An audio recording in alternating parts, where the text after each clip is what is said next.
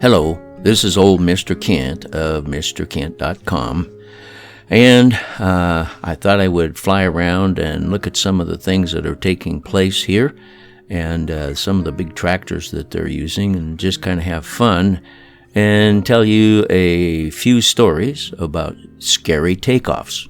And then at the end, I'll read you a poem that I wrote many years ago. And so that's the plan for this video, and I hope you'll watch throughout, and I enjoy making them and sharing them. And so anyway, if you look down here, way down, you'll see a couple of tractors sitting down there on the right hand upper corner there. We're going to take a look at those. I came out of that.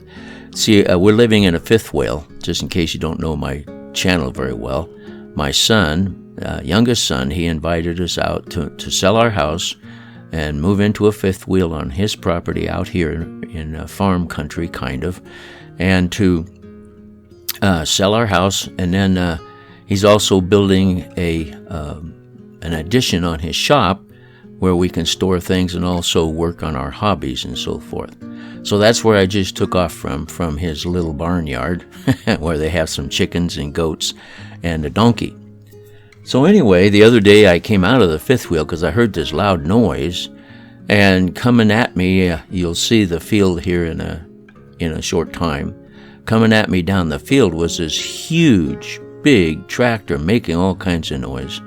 And so I was very impressed because I've never seen, never been in farming or anything. I grew up in the city, so I don't know much about all that stuff. But anyway, I've never seen a tractor close up this big. And so I thought, well, I'll share that in this video. So let's get started with a story. And the first story of scary takeoffs starts with when I had my 150, my Cessna 150. And I had a friend named Tom who was pretty big. I mean, he was pretty big. And I don't know, I think he weighed at least 250 pounds, if not more. And he was big. He's a big old body.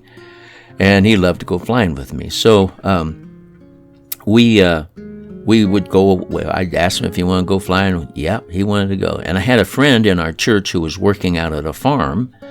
And so we decided we'd fly out to see him. Now, I'd been out there before. I want you to picture in your mind a farm road, regular road going east and west.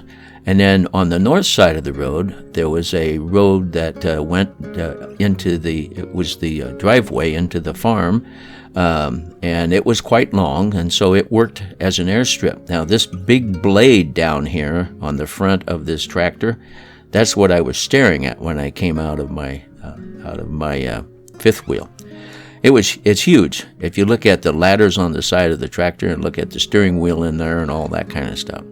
So anyway, I took Tom out to visit my friend that was working out there. And and so you picture this driveway, which is also an airstrip, and it's plenty long to take off and land on. And then at the north end of the driveway, there's a shop which is attached to his house. The house is on the east side of the shop, and on the west side of the shop there wasn't much of anything, just stuff sitting around. So we came in and landed that day, and just like I always did. And we got out of the plane, and I looked, and we were we had created tracks in the dirt that were about 2 or 3 inches deep. And what he had done, he hadn't plowed the road, but he had run something over it to smooth it out. And so we were walking in I guess you would call it dust, but anyways, a couple inches deep. So we visited, and when it came to take off, at this point in time, I'd never flown under a power line. So the end of the airstrip at the road, by the way, if you hear chickens, it's because I'm out there at the farm recordings. The end of the strip that went to the road, there was a power line, and I hadn't flown under power lines at that point. So I wasn't going to take off towards the power line, so we taxied down to the far end of the strip in the dust, and we turned around to take off. And I was pretty new at flying, so I just said, okay, here we go, Tom, and I give it full power. Man, it did not want to move in that powdery dirt. But we started moving, and we went closer and closer and closer and closer to that shop.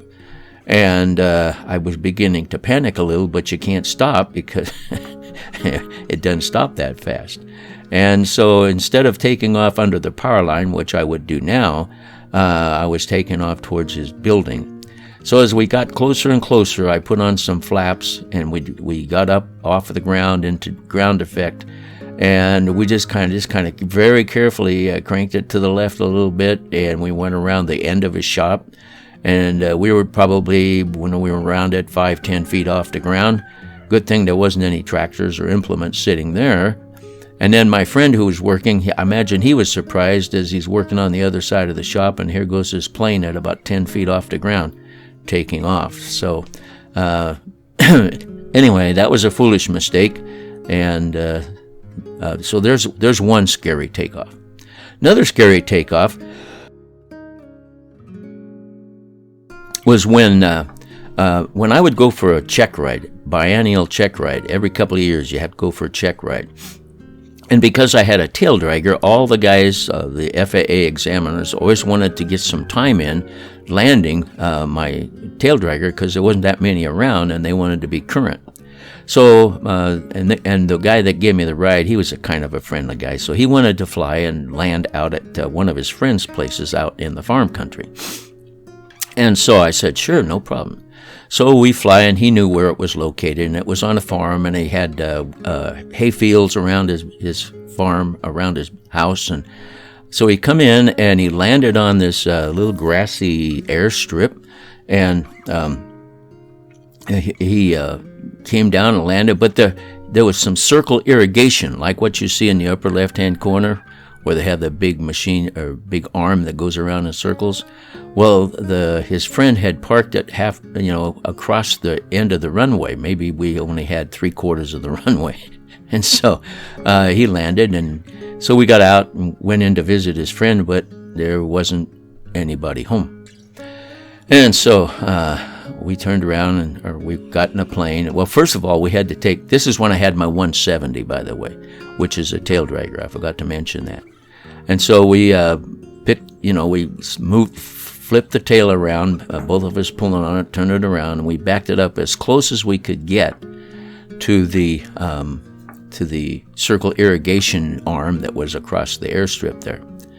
And then, of course, he wanted me to take off, and so, and by the way, to the right you can see our fifth wheel, and to the left is the field where that machine was coming down right at us.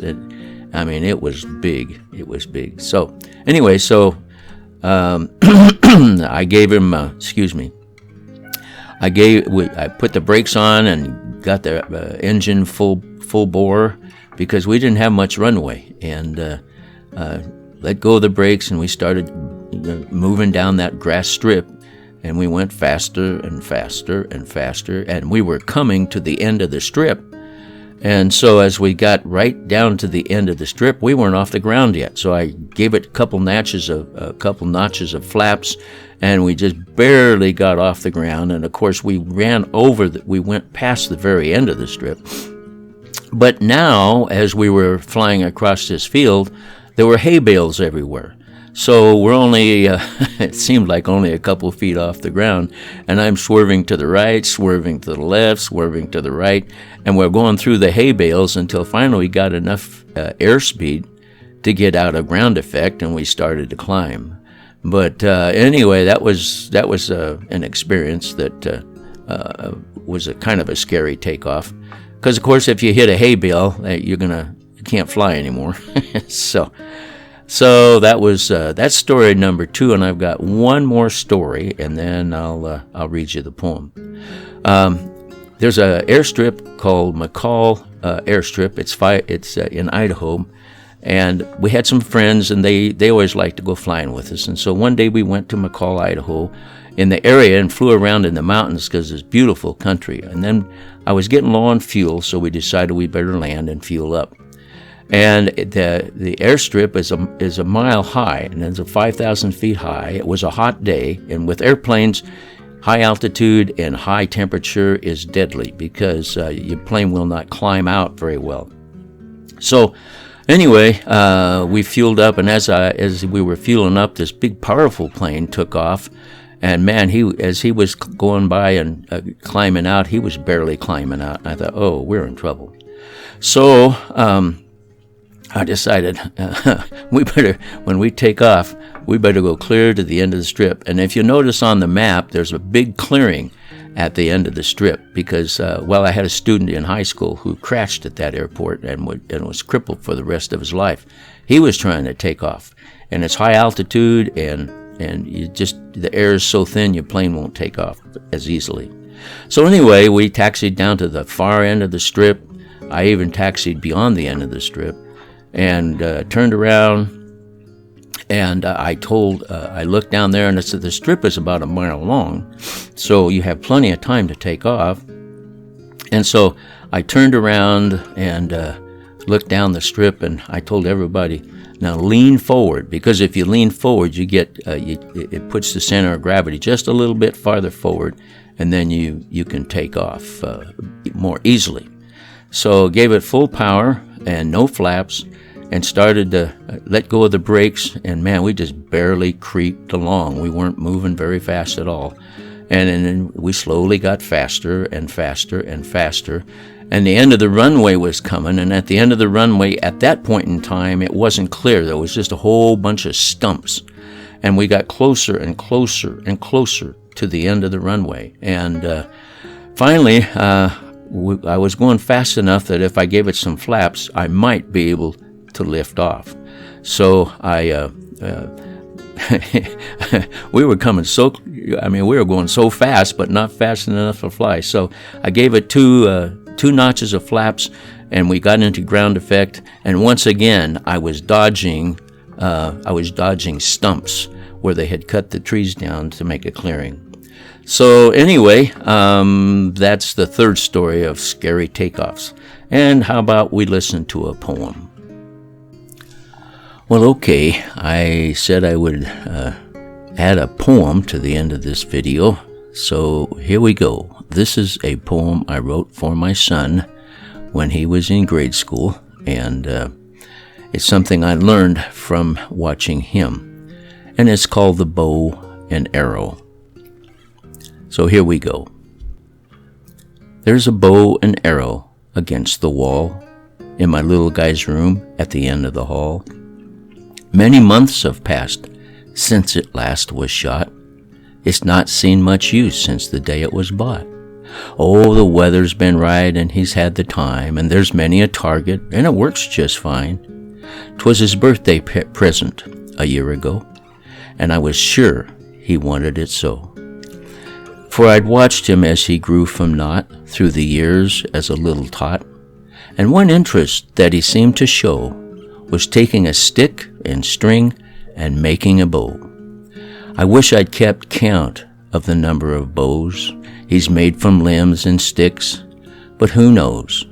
He'd come running in to get some string. He'd seem to be happy with anything. Now, most of his projects ended the same. The stick would break or the limb go lame. But a few of his bows seemed to work just fine, and I was so proud of that boy of mine. I always felt bad as I'd watch him fail. I guess that's the reason I'm sharing this tale, for I wanted to help and save him the pain of failing and trying and failing again. So last year, for his birthday, I went to the store. I was thinking he won't have to fail anymore, and I bought him a bow that I knew wouldn't break, and learned a lesson I'll never forsake. For it wasn't the bow or the arrow he needed, but the process of trying and being defeated, of bending and stretching and hoping for strength, and searching for chords that could master the length. I watched through each project without ever knowing. He wasn't making bows. He was growing. And by making it easy through my thoughtless giving, I smothered part of my boy's joy of living. He's not made a bow or an arrow since then, and I doubt that he'll ever make another again. So now when I watch as he struggles and falls, and down in my heart a father's voice calls, and I want to step in and give him a hand, I've got to remember he's becoming a man. And though bumps and bruises may oftentimes show, I must never forget what I've learned from the bow. Well, there you have it, one of my poems from many years ago. I want to thank you for watching, and God bless.